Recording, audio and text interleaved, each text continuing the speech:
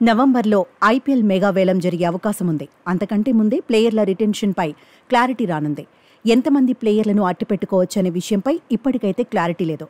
IPL governing council ఎలాంటి నిబంధనలను release చేయలేదు.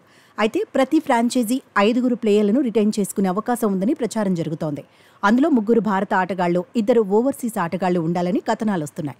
3 భారత ఆటగాళ్లని రిటైన్ చేసుకోవాలనుకుంటే ముంబై ఎవరిని వదిలేస్తుందనే చర్చ జరుగుతోంది. కొన్నేళ్లుగా ముంబై ఇండియన్స్కు రోహిత్ శర్మ, సూర్యకుమార్ యాదవ్, జస్ప్రీత్ బుమ్రా కీలక ఆటగాళ్లు. గతంలో ముంబై ఇండియన్స్ తరపున ఆడిన హార్దిక్ పాండ్యా మధ్యలో 2 సీజన్లు గుజరాత్ టైటాన్స్కు వెళ్లాడు.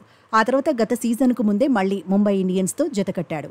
పాండ్యా ఎంట్రీ ఇవ్వగానే ముంబై యాజమాన్యం జట్టు పగ్గాలు అప్పగించింది. రోహిత్ శర్మను ప్లేయర్గానే పరిమితం చేసింది. లీడర్షిప్ గ్రూప్ నుంచి సైడ్ చేసింది. ప్రస్తుతం ముంబై ఇండియన్స్ కెప్టెన్గా హార్దిక్ పాండ్యానే ఉన్నాడు. కానీ ముంబై ఇండియన్స్ రిటైన్ చేసుకునే 3 ఎవరు అనేది ఆసక్తి రేపుతోంది. జస్ప్రీత్ బుమ్రాను వదిలేసే అవకాశం ఉండదు. ఎందుకంటే వరల్డ్ క్లాస్ ప్లేయర్గా బుమ్రా పేరు తెచ్చుకున్నాడు. T20 వరల్డ్ కప్లో ప్లేయర్ ఆఫ్ ది మ్యాచ్గా నిలిచాడు. అద్భుతమైన బంతులతో ప్రత్యర్థులను ఉక్కిరిబిక్కిరి చేశాడు. 4 ఓవర్లలోనే మ్యాచ్ స్వరూపాన్ని మార్చేసే సత్తా బుమ్రాకు ఉంది.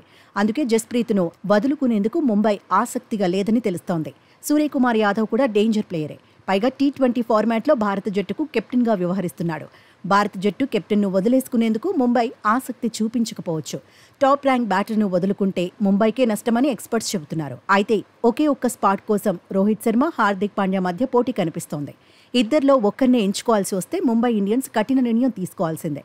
టీమిండియా తరపున T20 వరల్డ్ కప్ను అందుకున్న హిట్మ్యాన్ను ముంబై కొనసాగిస్తుందా, లేదంటే టీమిండియా లీడర్షిప్ గ్రూప్లో స్థానం కోల్పోయినప్పటికీ హార్దిక్నే కంటిన్యూ చేస్తుందా అనేది టాకింగ్ పాయింట్గా మారింది.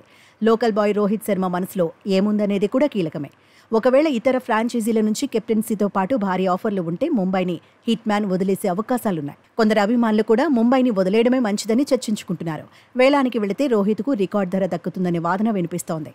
మొత్తానికి ముంబై ఎలాంటి కఠిన నిర్ణయాలు తీసుకుంటుందనేది ఆసక్తికరంగా మారింది.